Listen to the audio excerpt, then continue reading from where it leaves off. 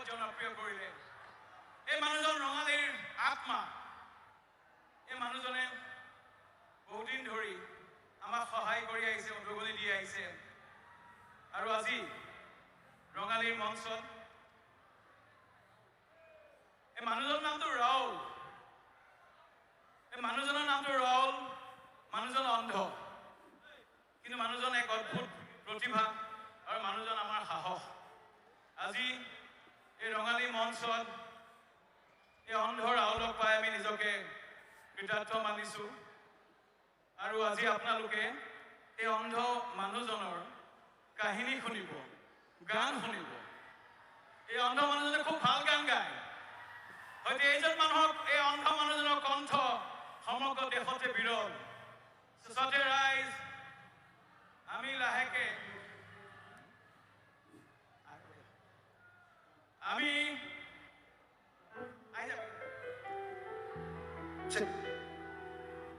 আমাৰ আত্মাজন, আমাৰ সাহসজন, এই অন্ধ মানুহজনক নিমন্ত্ৰণ জনাইছো সাদৰেৰে।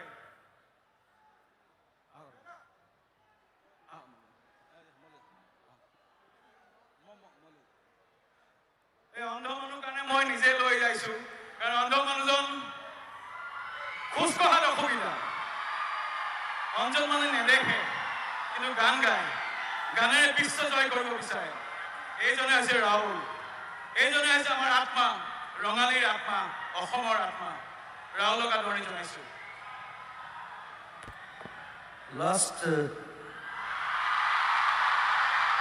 Thank you.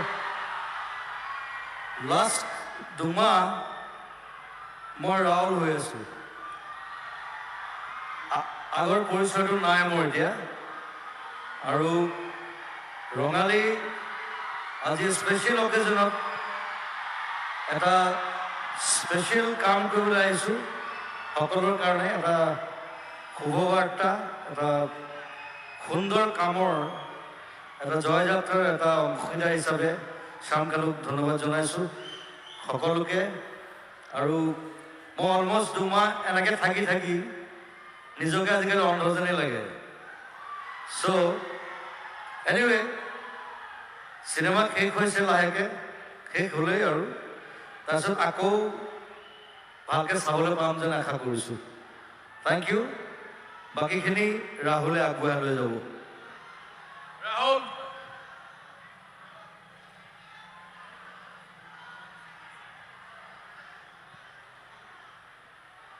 হেল্ল' ৰাহুল।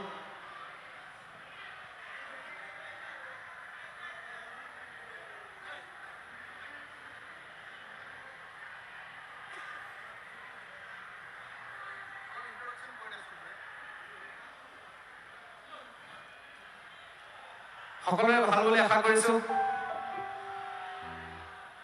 এইবাৰ জুবিন গাৰ্গৰ শ্ব'ত জুবিন গাৰ্গ নাহে, ৰাহুল আহিব। আপোনালোকে পাছফালে দেখিছে ৰাহুল লাইভ। কাৰণ ৰৈ বিনালে আহিছে ছেপ্টেম্বৰত। হি ইজ প্লেইং আ ব্লাইণ্ড কেৰেক্টাৰ। চ' জুবিন গাৰ্গ নাই আমাৰ মাজত এতিয়া ৰাহুল।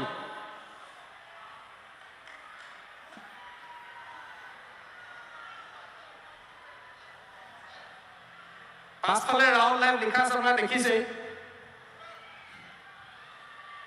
আৰু ৰৈ বিনালেৰ প্ৰথমখন পোষ্টাৰ আপোনালোক ৰঙালীৰ ক্ৰাউড, আপোনালোকৰ আগতে আমি মুকলি কৰিবলৈ ভাল পাম। প্ৰথমখন পোষ্টাৰ আপোনালোকৰ মুকলি কৰিব বিচাৰিছোঁ। হ'বনে? সৰুকৈ শুনিছোঁ চিঞৰটো, সৰুকৈ শুনিছোঁ, আৰু ডাঙৰকৈ বিচাৰিছোঁ। ৰৈ বিনালেৰ প্ৰথমখন পোষ্টাৰ আপোনালোকৰ আগত আজি উন্মোচন কৰিব বিচাৰিছোঁ।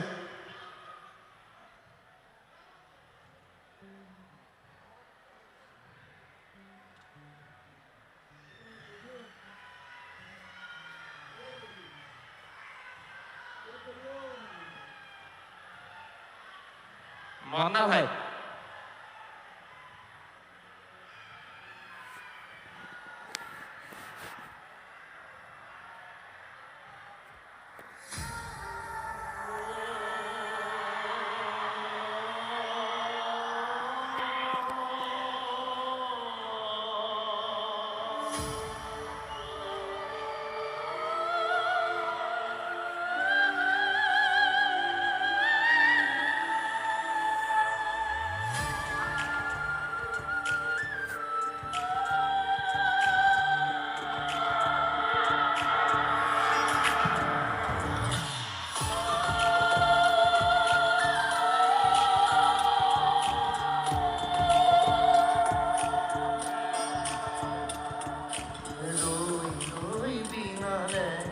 নিশায়ে বিনালে ৰাতিপুৱা বলে কিমান পৰ Make some noise for Roy Roy Pinale! এধাৰে সিপাৰে জেউতি লুকালে উখি মন নহবা কথাও হঠাতে হয় চাগে মায়ুহে নোৱাৰো বুজি পোৱাৰ আগতে ৰৈ ৰৈ দিনালে নিশায়ে দিনালে ৰাতিপুৱা কেতিয়া দাৱৰে দাৱৰে এধাৰে সিপাৰে জেউতিও নাইকিয়া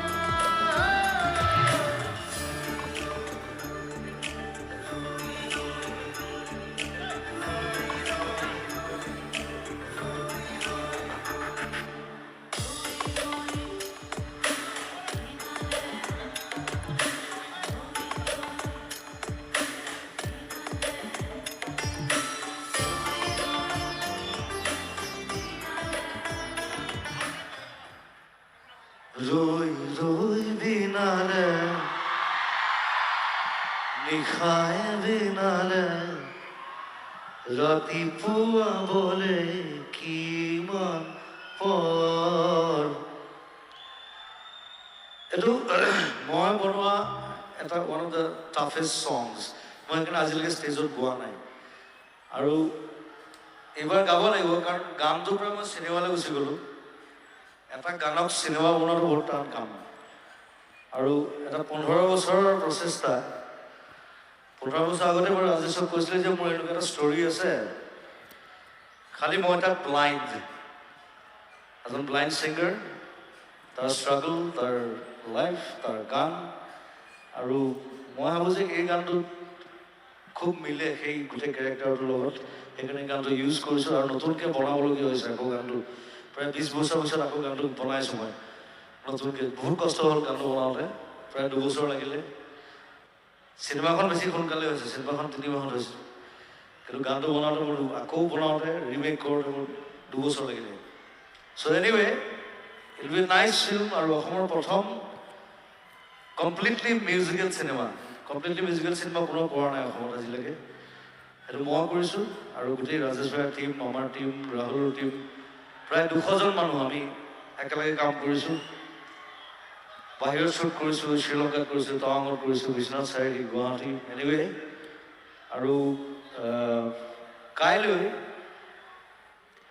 কাইলৈ চিনেমাৰ একদম লাষ্ট চিনটো আমি শ্বুটিং কৰিম আৰু তাৰ আগে আগে আপোনালোকৰ আগত প্ৰথম পোষ্টাৰ ৰিলিজ কৰিছোঁ ৰঙালী জিন্দাবাদ অসম জিন্দাবাদ ৰৈ ৰৈ বিনালে জিন্দাবাদ থেংক ইউ ভেৰি মাছ